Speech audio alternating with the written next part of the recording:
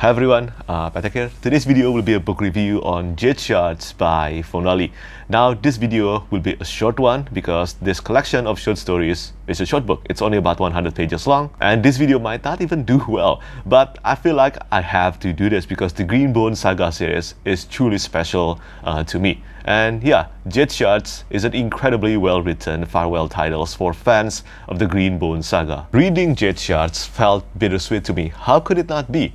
I mean, I am happy to attain this. But Jade Shards has been confirmed to be the final set of new stories in the world of the Greenbone Saga. I am not ashamed to say that I am a die-hard enthusiast of the Greenbone Saga. Many of you know about this. I consider the main trilogy in the Greenbone Saga to be the best completed fantasy trilogy I have ever read. Upon the completion of the main trilogy, my heart soared with joy when I found out from Fonali that she will be writing 2 more books in the world of the Greenbone Saga. The first one is the novella The Jade Scepter of Janloon, a prequel novella that I read and loved last year. And the other one is Jade Shards, a collection of 4 prequel short stories centering around the early life of Ait Mada, Khao Lan, Khao Hilo, Wen, Anden, and She. And this is precisely the nostalgic and heartfelt prequel titles for us fans of the series to part ways with the world and the characters. A few things of note first before I start talking about each title here. Although Jade Shards is structured as a collection of 4 prequel short stories, these 4 stories are presented in a chronological order, and this turned Jade Shards into a form of a full novella. But as Fonali herself said in the introduction, familiarity with the world and the characters are necessary in order to enjoy Jade Shards to the fullest. This is not like the Jade Scepter of Janloon, which can be treated as an appetizer or a dessert to the main series. I am so appreciative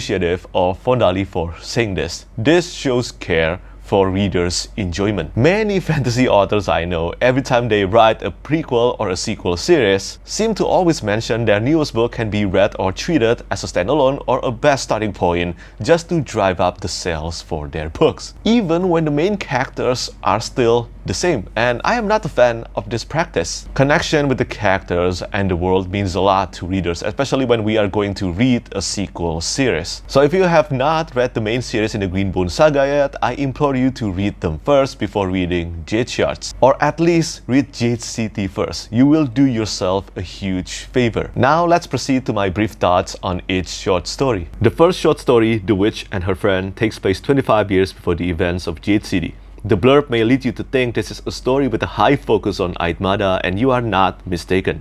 Ait Mada always has that intimidating presence whenever she appears, and it is the same here.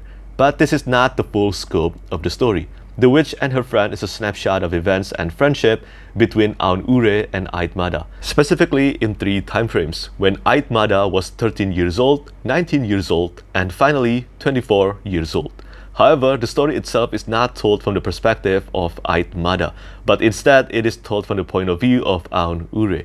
This title and direction are something I did not expect, and the story is better for it. If you have read the main trilogy, you might know who Aun Ure or the Witch is. I will not be the bearer of spoilers in case you don't know, but let's say this. Not only The Witch and Her Friend is an instantaneous display of how good and efficient Lee is at characterizations, dialogues, developments, and time jumps in her narrative, but this title also enhanced some moments in the main trilogy. One pivotal moment in Jade Legacy felt more enriched with subtleties and significance for me now. It is a magnificent short story, a great choice to start the collection. And then Not Only Blood starts 3 years after The Witch and Her Friend. The second short story is the most family-focused title in the collection, and it several times brought a smile to my face. Told from the perspective of Khao Lan, Not Only Blood delves into the relationship and interaction of the Khao family back when none of them were in a position of power yet.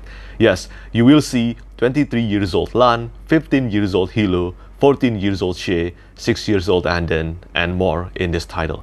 The story itself centers around the Khao's and Lan's insistence to adopt Anden into the Khao family, and readers of the main trilogy will know just how important this decision is. However, what made this one stand out even further is seeing the relatively innocent days of the main characters, except Anden, who went through a lot of trauma here from the main trilogy.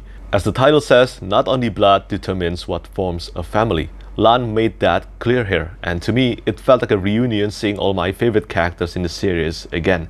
Even more so because I know how far each respective main character of the Greenbone Saga soar in the main trilogy. Some passages reflected that, and I couldn't be happier.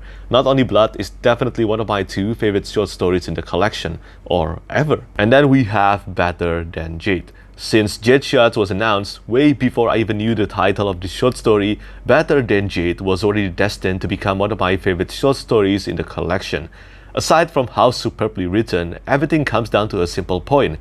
Call Hilo is one of my top favorite characters of all time.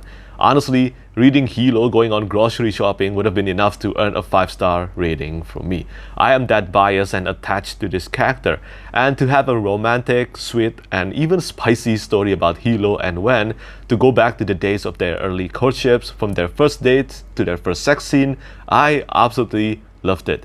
This is the only title in the collection featuring 2 POV characters, Hilo and Wen, one of my favorite couples in the genre.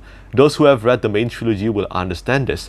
The realistic depiction of the relationship between them, the up and down, the trust, the struggle, the understanding, and their love through the happiness and perilous hardship in their lives are nothing short of outstanding.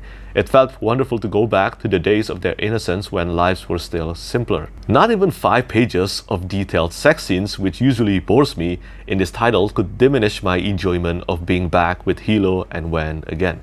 And it is not only about the relationship with Wen, of course, but the impactful respect that Hilo and the Mike brothers have for each other. Better Than Jade is easily one of the finest short stories I have ever read. And finally, we arrive in the final title, Granddaughter Cormorant. This one is about Shay, and the story begins 3.5 years before the events of Jade City. Granddaughter Cormorant gives more details on why Shay is not in Kekon at the beginning of Jade City.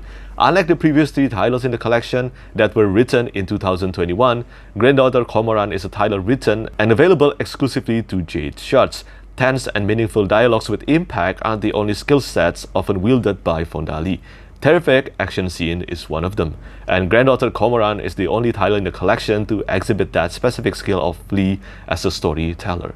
I did not love this as much as the previous titles, but this is still a strong plot-focused short story to wrap up the collection. The Green Bone Saga is a special series for me. It will always be that way. I even spend my money on the expensive Subterranean Press hardcover edition of the Jade Setter of Janloon and Jade Shards, because I love the series that much, and I will do my best to get the Subterranean Press edition of the main trilogy too. Jade Shards is the bittersweet and heartfelt prequel stories to send us off on our next adventures. As Fondali said at the beginning of the book, the Kaul family deserves their rest, but nothing can stop me from reading the Green Bone Saga over and over again in the future. The collection of short stories in the Green Bone Saga was written as a passion project, and I'm glad Fondali decided to share them with her fans. So thank you so much for crafting the Green Bone Saga. It goes without saying that I am always looking forward to reading Fondali's newest books, whether in the Green Bone Saga or not. I believe the author's storytelling is a blessing to the genre, and if you haven't read the Green Bone Saga yet,